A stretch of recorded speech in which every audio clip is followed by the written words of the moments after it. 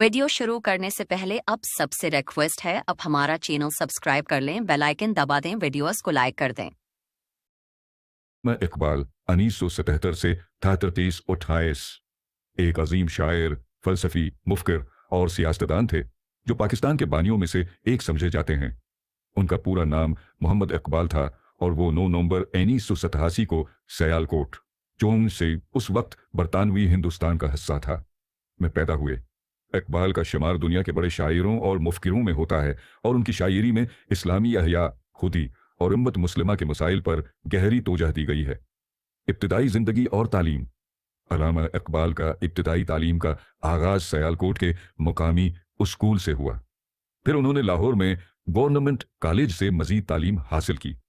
1999 में उन्होंने फ़लसफ़े में EMA किया और फिर 505 में उन्होंने कैम्ब्रिज यूनिवर्सिटी से फ़लसफ़ा में आली तालीम हासिल करने के लिए इंग्लैंड का सफ़र किया।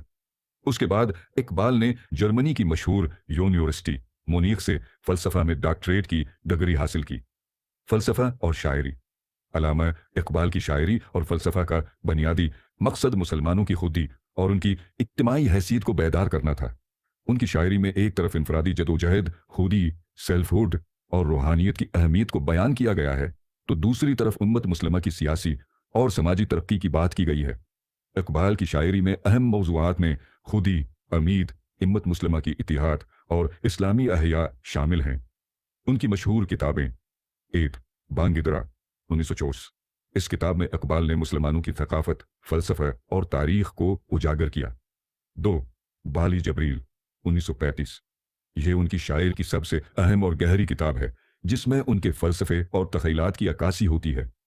4 इसरारी खुदी 1915।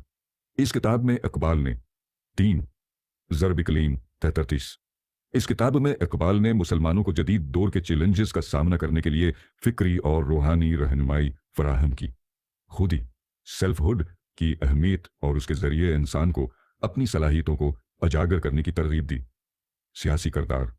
अल्लामा इकबाल ने मुसलमानों के सियासी हकूक़ के लिए आवाज़ बुलंद की और उन्होंने मुसलमानों को अपनी कौम के तौर पर मुत्तहद होने की ज़रूरत पर जोर दिया। इकबाल 1930 में आल इंडिया मुस्लिम लीग के अजलास में खिताब करते हुए पाकिस्तान के क़याम के बारे में अपने ख्यालात का इजहार किया था। उनका ख्वाब था कि मुसलमान एक अलहदा रियासत में अपनी सकाफत, दीन और रस्म व रवाज के मुताबिक ज़िंदगी गुजारें। इकबाल का खुदी का फ़लसफ़ा।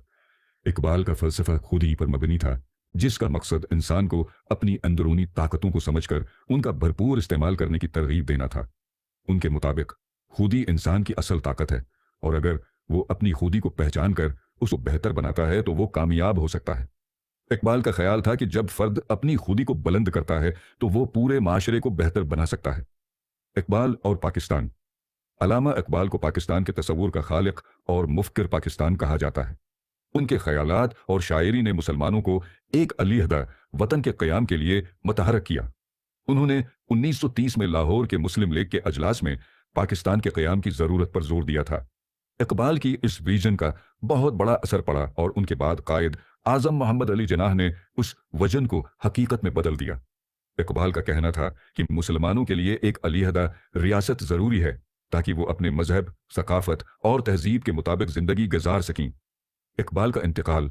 अल्लामा इकबाल 31 अप्रैल 1948 को लाहौर में इंतकाल कर गए। उनका इंतकाल दुनिया के लिए